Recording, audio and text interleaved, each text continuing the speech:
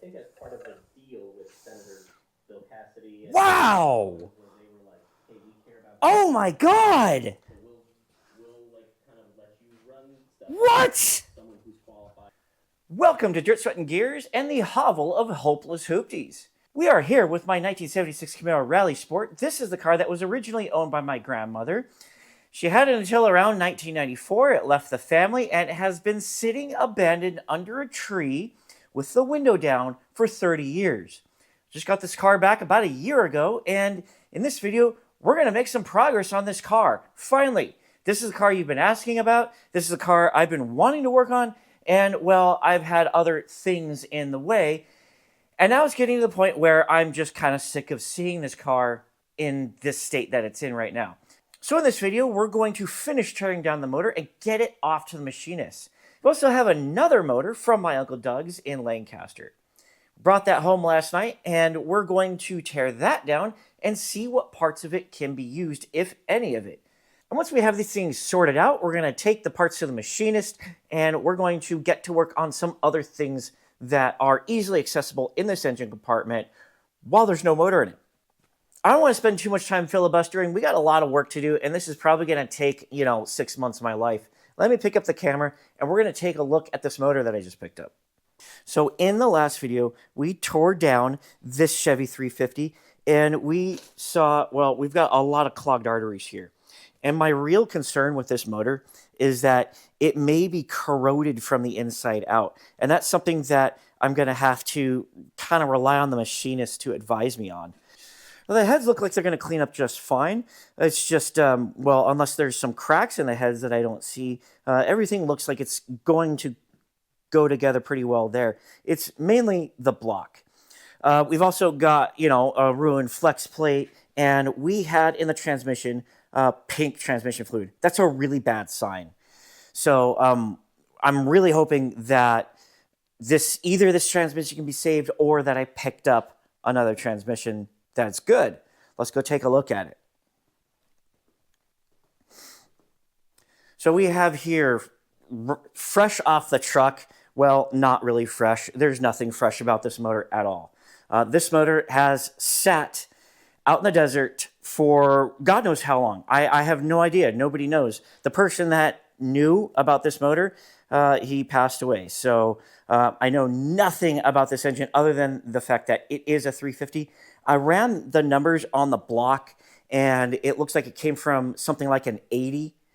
And that tracks because of the emissions equipment that is on the headers. We got these little tubes coming out here into this thing. It's very similar to the S10. Like I said, just larger with more cylinders. This also has two of the spark plugs taken out. I didn't take those out. They were already out. So those cylinders are probably full of sand. We're going to get the bore scope in there just to be sure of that. But that's my suspicion, is that it's rough in there. We're also going to tear it down, take the heads off, and see inside the cylinders directly. But I kind of want to just get a preview of what's to come as we go along. This transmission, I have no idea. I can't tell what a transmission is from looking at it. So I'm going to try to find some identifying numbers on it. This is obviously an automatic, but what would be awesome is if this had an overdrive. If it doesn't, well, hopefully it's at least a turbo hydromatic 350. Like I said, I don't know. You probably can tell just from looking at it, but I don't know very much about these motors or transmissions or this platform. I do know that this has a weenie little distributor that I'm not going to be using because my car came with an HEI distributor, so we're going to rebuild that or replace it with another HEI. This has some emissions equipment. Hopefully it's not totally rotted out underneath the intake manifold, but we could tell that the carburetor, it's not even worth it. In fact, I have two Rochester's Quadrajets that are good, so I don't need to worry about that carburetor at all. It's junk. It's probably going to go in the trash. And also, as you can see here, it is, well, in a parking spot. So we need to tear this down. I'm going to start by removing the transmission because once it's in two pieces, it's going to be a lot easier to manage. I'll be able to put the transmission on my motorcycle jack and stash that somewhere, and also get some identifying marks on it and figure out what I have here. So I've removed the transmission from the engine, and I think I got really lucky because the flex plate looked really good. It wasn't damaged. The starter was still attached to it, so I just had to drop the starter down and then get behind it and unthread the bolts for the torque converter. The transmission appears to be a TH350, given that we have the kickdown on the passenger side, and we have a solenoid for what I imagine is like a torque converter lockup or something like that. I could be wrong on that, but it's a square shaped pan with one corner cut off, and that's the most common way to identify a TH350, which it looks like that's what I have. We have over here the flex plate looks really good, and we have the torque converter, and to my surprise, this transmission fluid is bright red. This looks brand new. That means I'm looking at potentially $1,000 that I don't need to spend between the torque converter, the flex plate, and the transmission. So given how encouraged I am by the findings of the transmission, I want to get this motor on a stand and get it torn down. The first thing I want to do is lighten it up a bit. I want to get the accessories off and then get it down to, pretty much get all that off, get it down to just that, and then put it on a stand, and we can tear this thing down. I have less expectations for the motor, given that we've got several spark plugs that have been detached, and we have no oil cap on here. So that's probably all going to be sand. I made a point to not rotate the motor when I was taking the torque converter off, because if there's a bunch of sand in there, I didn't want to push it up and down in the cylinders. So let's keep going with this thing and see where this journey takes us. Before I tear this thing down, I want to use the Coyote's borescope to see what it looks like inside those pistons, because, well, this thing has been sitting in the dirt for who knows how long in the elements with more than one spark plug not in the cylinder. So this could be really, really, really bad. But there's only one way to find out. Let's get our Coyote's borescope out and take a look at this thing. All right, we're gonna stick this in the first hole we see here. Don't make a joke of that, guys. My mom watches this. I mean, make a joke. Actually, leave a comment. You'll probably text me because your name is probably Mike. This is actually quite surprising. At least this one has some really nice looking cross hatching. I'm going to go ahead and take a photo and overlay it on the screen as we're watching this. And this particular cylinder does not appear to be totally full of sand. I definitely don't want to go turning the motor in its current condition, but this is quite promising. Now, this one I'm fairly certain has not been opened, or has been open for a very long time, because let me just get a photo with the borescope before I put it in. There's so much buildup on the outside of the spark plug hole here. Whoa! There's spider webs inside this cylinder. That's gnarly. Yeah, we got spiders living in here. We have actual spiders living in this cylinder.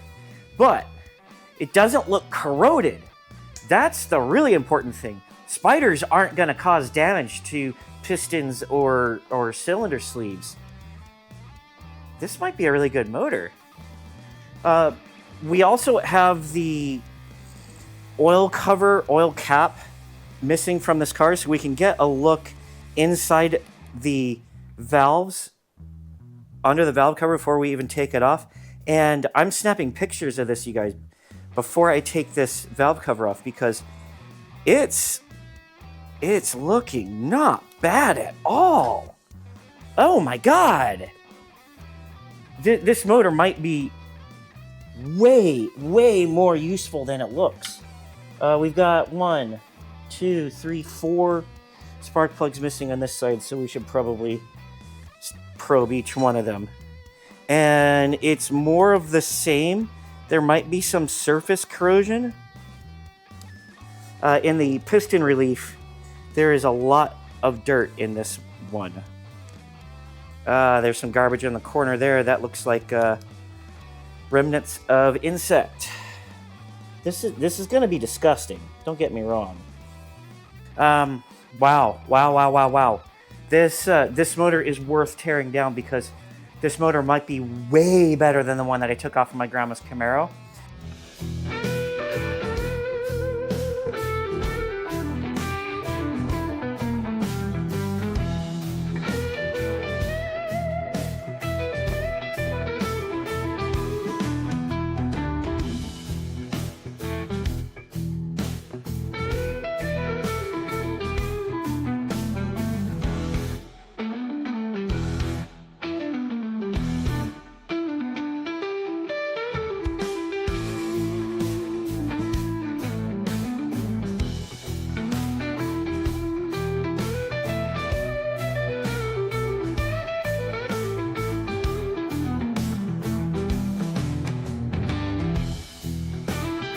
I got this motor cleaned up as good as I can, and then I've unbolted the valve covers and broken them loose. Let's open them up and see what's inside.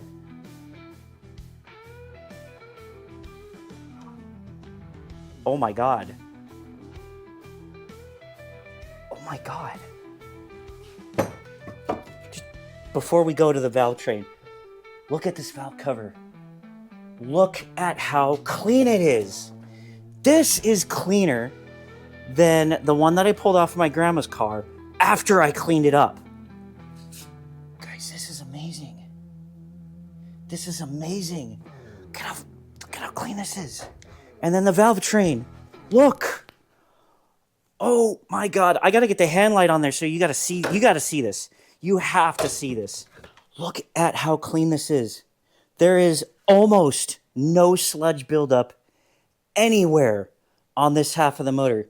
Yeah, we got a little remnants from the motor sitting forever. And of course, some of it fell in as I was taking the valve cover off. But there's no like real buildup. There's no buildup here. I mean, just let's compare this to my grandma's head right now. This is after I cleaned out all of the crap by hand. Look at how nasty this is in comparison to this motor over here. I pulled this thing out of the dirt where it sat in the desert for probably at least a decade. Before I get ahead of myself, let's take off the other side and see. Oh. Yeah, again, we get a little bit of water intrusion and some crap from the trees and spiders because this one had the hole in it. But it's the same. It's more the same. It looks so good. Yes! Oh my God. This was so worth it. All right. Let's take the heads off. That's the next step. Let's get this intake manifold off. And then we're going to unbolt the heads. We're going to take the heads off and see what it looks like. Get a better look inside. Because we already looked inside the cylinders with our Kaiweets bore scope, and it looked very, very promising in there. But let's find out for real.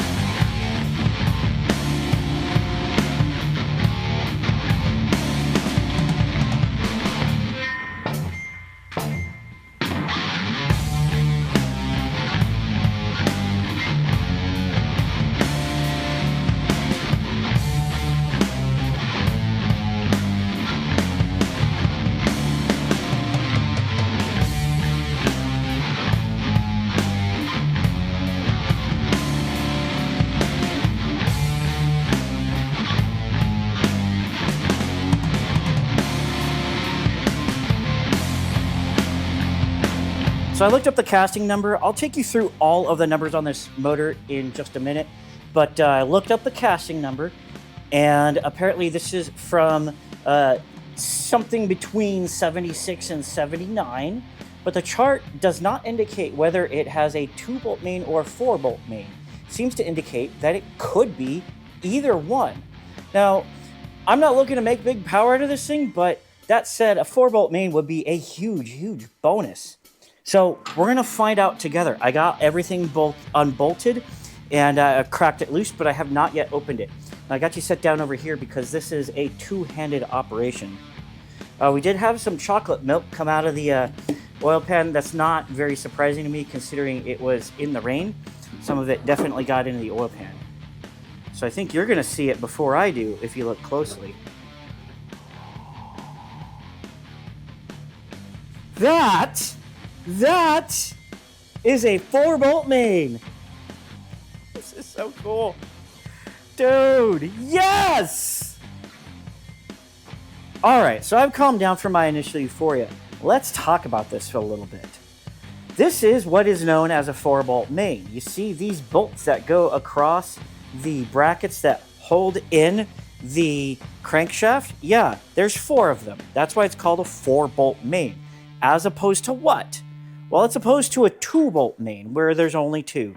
Now, the reason why 4-bolt mains are desirable is because they can hold a lot more power without exploding. You could do things like supercharge it. You can throw a turbo, although I don't know why you would turbocharge one of these. Supercharger is definitely the way to go. And you can make big, big power. You can also make pretty big power with a 2-bolt main without any problems. Definitely more power than I intend to put into this car. That said, the fact that this is a 4-bolt main means that I can make medium power for the next 100 years and probably never have a problem. Now, these things aren't cheap. 4-bolt mains are highly sought after. You can get 4-bolt main blocks for $500 or even cheaper than that, but they're not going to have a crankshaft, or they're going to not look nearly as clean as this. I mean, just look at the metal. Let you just look at it. It's not even like tarnished. This may have been a low mileage engine because there's just, I mean, compare it to the internals of my grandma's Camaro.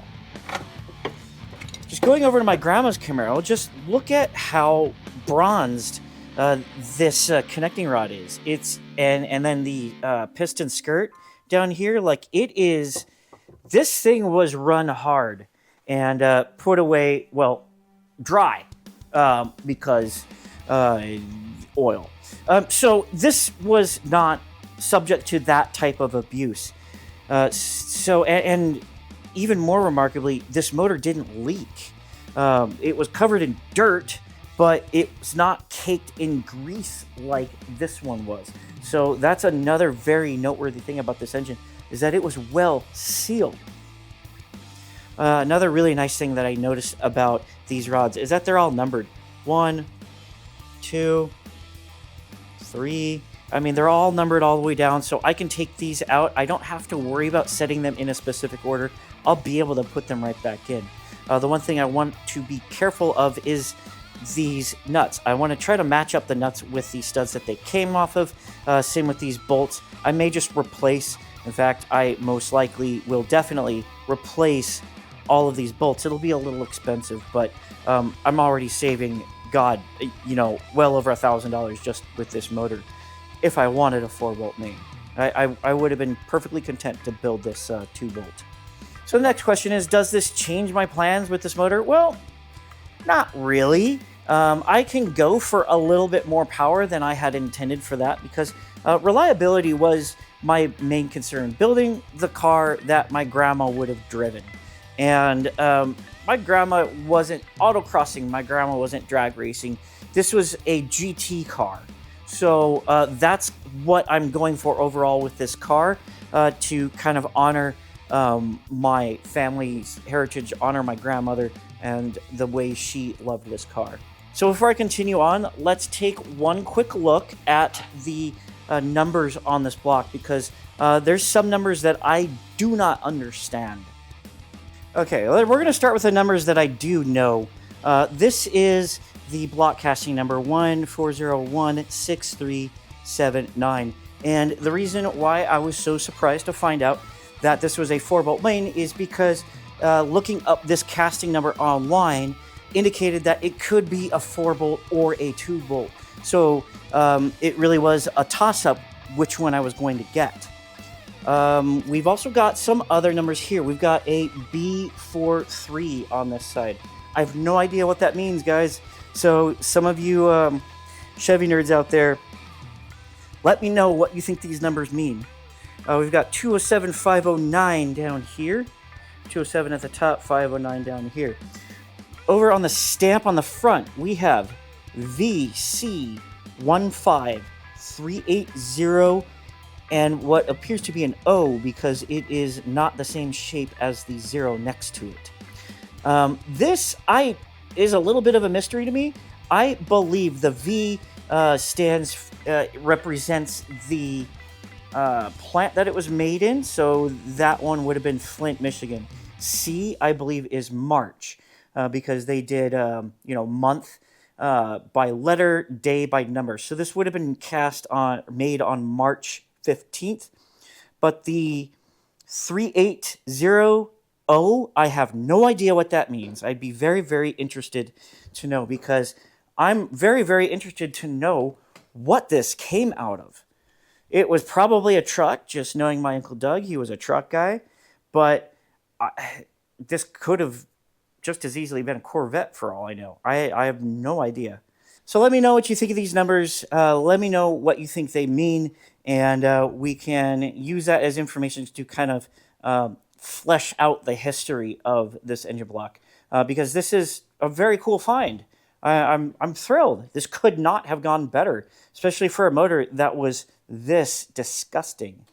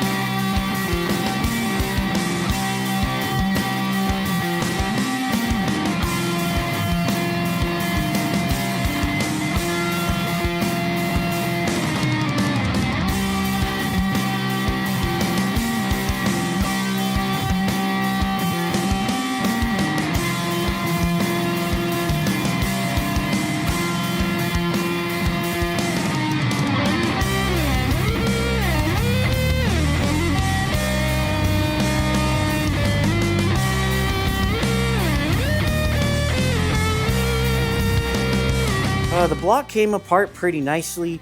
There's not a whole lot of corrosion. There's, this surface corrosion on the cylinders that can, I think, be easily honed out.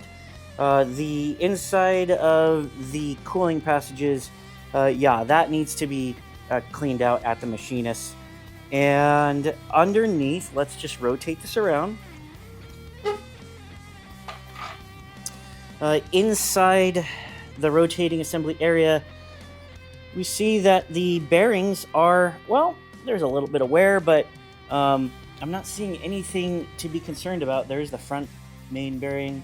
Overall, this looks very, very, very rebuildable, and this is something that is, I think, going to come back absolutely perfect from the machine shop. So I'm going to definitely not even worry about this anymore. The next step for the block is to take it out to the shop. There's really nothing left for me to do here. Over here with the pistons. So the pistons look really good. This motor's definitely been gone through. I think it's either been rebuilt or it's low mileage because even the piston skirts don't have a lot of carnage on them. Like, this ain't shit. This is nothing. So last thing we need to talk about is this camshaft. I pulled the camshaft out, and it is a Camonix 2860 camshaft. That is not factory. I looked it up, and there's not a lot of information about Camonix out there, but they were I guess a machinist out in the valley, and they closed down roughly 20 years ago. So if you happen to know, or if you happen to have one of their catalogs or something, if you can tell me what a 2860 by Camonix is, what the lift and duration and all that stuff is, I'd be really grateful, because this could be the cam that I'm looking for. I wanted to put a not stock cam in this motor. I wanted it to be a little bit hotter but still streetable. And if this turns out, it very well could be that this is the cam that I wanted. So that's also going to go to the machinist. I'm going to have him measure the cam lobes and tell me what I can expect from this. So the next thing I need to do here is to clean up this disgusting garage. Beyond that, I can probably dunk the pistons in the cleaning chemicals. I can start to clean up some of these parts. And there's really not a whole lot left to do in terms of prepping things, because all of this needs to go out to a machinist. Well, I did it. They said it couldn't be done, but I did it. I put a V8 in my Volkswagen ID4. You see here we have the engine block strapped down, ready to go. We've got inside the car the crankshaft, all 8 pistons, and in the front seat we have the camshaft. Back here is the heads. So we're going to take this down to JMS Racing, and they're going to rebuild it and go through it and make sure that this is going to be the perfect motor for my grandma's Camaro. Well, he just dropped off the 350 at JMS Racing, and they really know their stuff. I know that this motor is in good hands with them. There are a couple of things I forgot. I forgot the main bearing caps, and I forgot the timing cover. So I have to run those things out there to them sometime next week. And that's going to give me some time to think about exactly what I want to do with this engine and ask any questions that I have to ask them along the way. One of the things that is on my mind right now is, while I don't have immediate plans to do anything too crazy with that motor, maybe at some point down the line, I might want to do a mild boost setup, like maybe a Pro Charger or something of that nature, but definitely don't need to do that right away. But if I want to do something like that, now is the time to make that decision, because that is going to guide how they rebuild this motor. Now, that's, of course, going to drive up costs the more crazy I want to go with it. New pistons is going to mean that they're going to have to hone. They're going to have to do a lot more work, and that's going to add to the cost of this thing. So I have to weigh that cost against the kind of future proof that I may want to do with this motor. I have no intention of making 700 horsepower with this engine, but I may want to have a little more fun with it down the road. And if the cost is justified, if it's not like, $5,000 more to build this to meet that demand later on, it might be worth it. And while we were out on this little adventure, I decided to also pick up the parts that I needed for our next project. So stay tuned for that. And if you like what you see, as always, like, share, subscribe, and comment. And if you don't like what you see, leave a comment anyway. Let me know what you think I should do with this engine. Do you think I should build it for 30 pounds of boost? Do you think I should build it for 700 horsepower? What exactly do you think I should do with this engine? Let me know in the comments.